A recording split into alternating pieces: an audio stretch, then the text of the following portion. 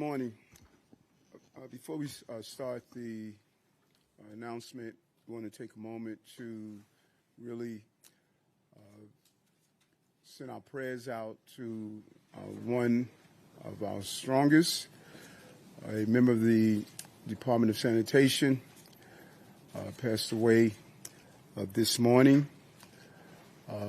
We will be stopping by the garage later, and our hearts goes out to the family members for this unforeseen death.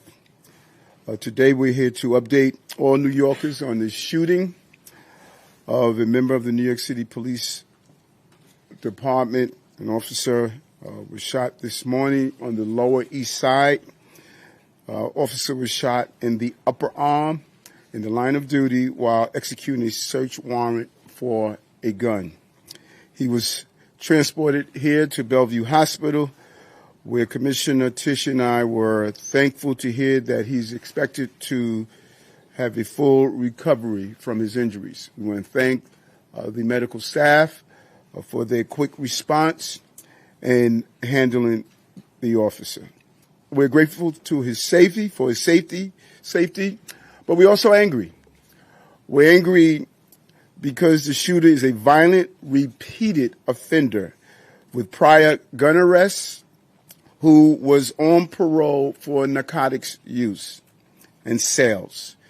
We're angry that this man was back on our streets, possesses yet another firearm, and ultimately shoot an NYPD officer.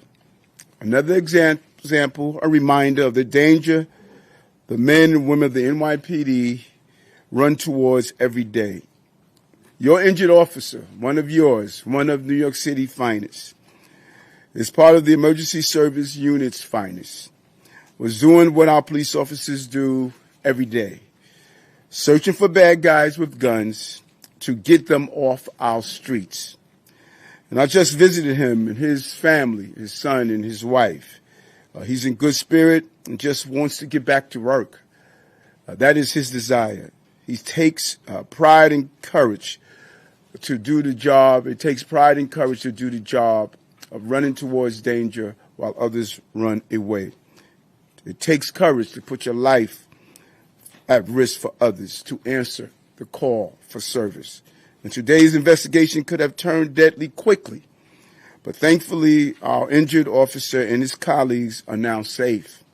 And the people of New York City are safer because this violent offender is off our streets. I will be praying for his quick recovery, and I want to thank him and all of the NYPD officers who place their lives on the line every day. Thanks to our brave officers and committed public servants.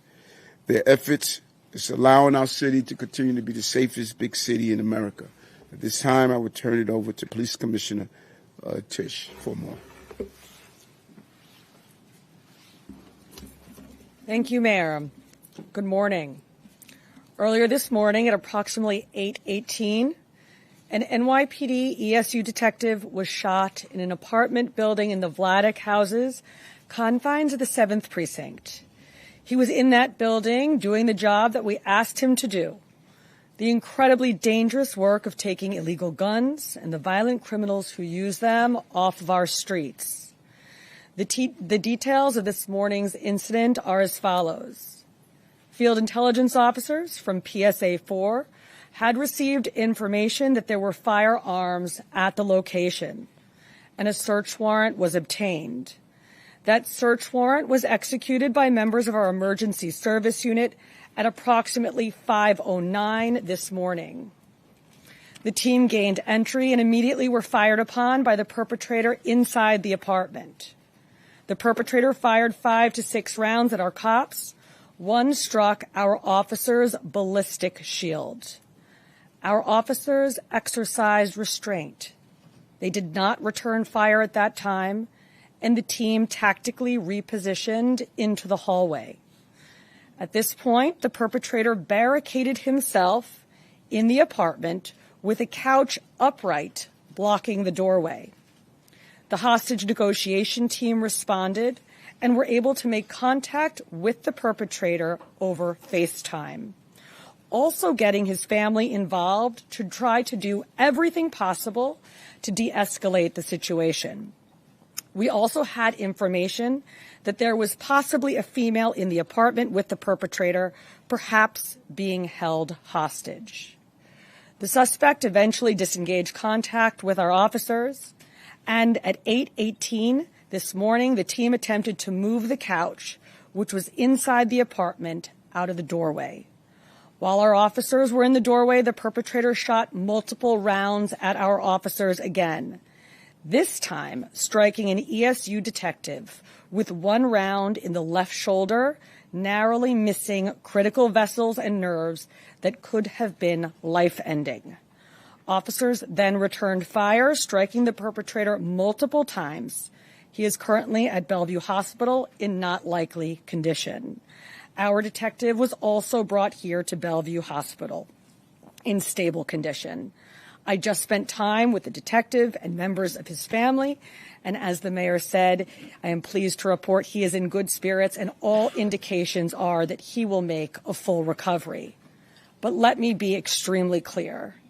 This could have ended very differently, and we should not have been at his door this morning in the first place. The suspect, 35-year-old Edwin Rivera, is a career criminal, a convicted felon with multiple priors for gun possession and narcotics. He has been on parole 4 times, and he is actually on parole today.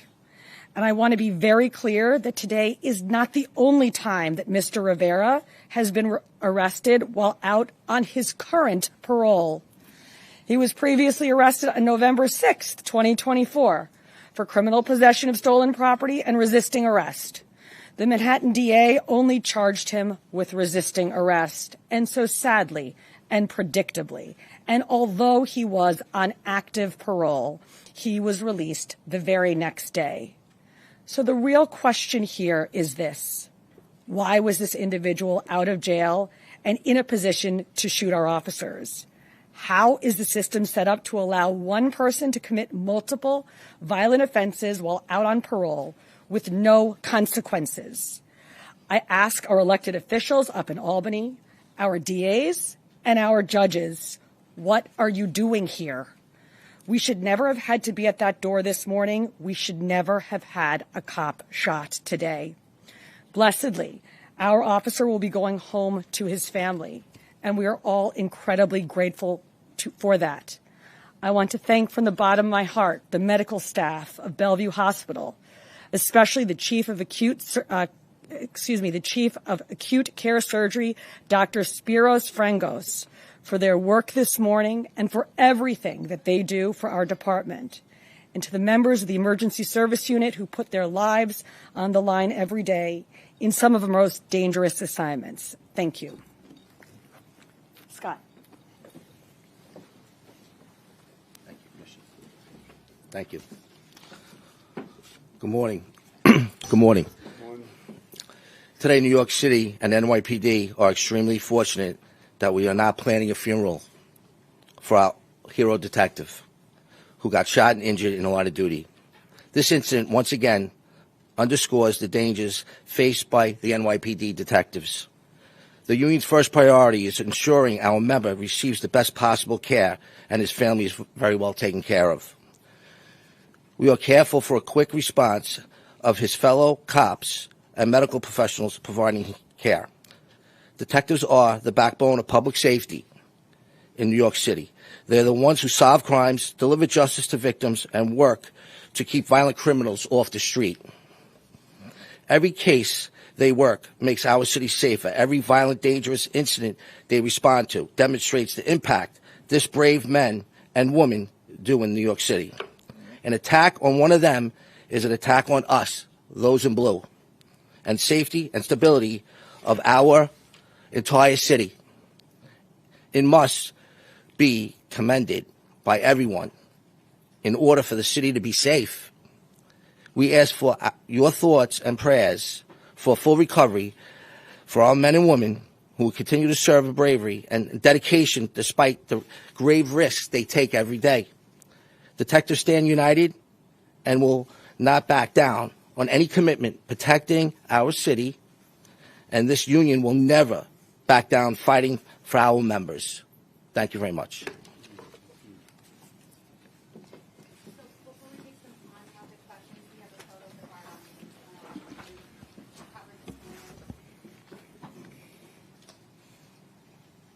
Okay. All right, folks, we're going to take some on-topic questions. On-topic questions. Okay, we're going to start with Marla Diamond, 10 wins. So can you give us a timeline of the shooting?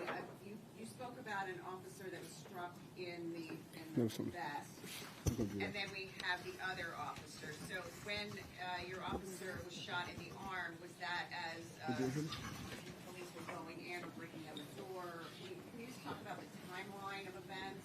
So the shooting in the second. The officers were initially making entry at 5:04 in the morning, where they're fired upon. They said they tactically move out of the hallway. They use a lot of restraint. They don't fire back because they don't know exactly what's going on in the apartment. They reposition themselves, and then they decide to make re-entry again. This time the officer is shot in the left shoulder. So there's two entries made. The initial entry, the officers are shot in the ballistic shield. They reposition. They make a second entry. The officer is shot in the left shoulder. And that's when officers fired at the... That is correct. Okay, we're going to move on to WABC, Stefan Kent. Was there a hostage inside? You said that you thought there was. Initially, we thought that there was a female in the apartment. As it turned out, that was not the case. We're going to go over to WNYC for you, Chris. Yes, hi.